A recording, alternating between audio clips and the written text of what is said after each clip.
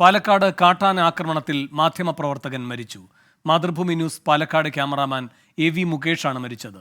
ഏളമ്പരക്കാടിന് സമീപം കാട്ടാനിറങ്ങിയതിന്റെ ദൃശ്യങ്ങൾ പകർത്തുന്നതിനിടെയായിരുന്നു ആക്രമണം. സൂര്യ സജി കൂടുതൽ വിവരങ്ങളുമായി തൃശ്ശൂരിൽ നിന്നും ചേരുന്നു. സൂര്യ, എന്തൊക്കെയാണ് വിവരങ്ങൾ? വേണു, ഇന്ന് രാവിലെ 8 മണിയോട് കൂടിയാണ് ഇത്തരത്തിലൊരു സംഭവം ഉണ്ടാകുന്നത്.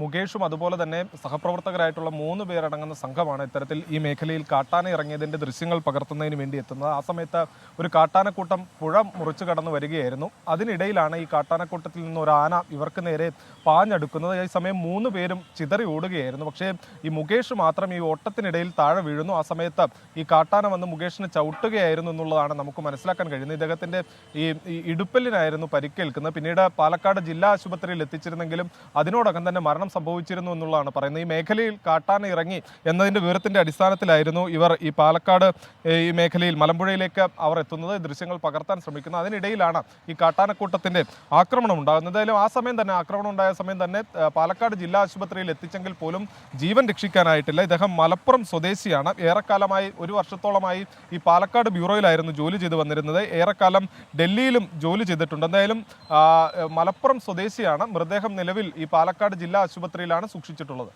ശരി, സൂര്യ സജിയാണ് തൃശ്ശൂരിൽ നിന്നും വിവരങ്ങൾ നൽകിയത്.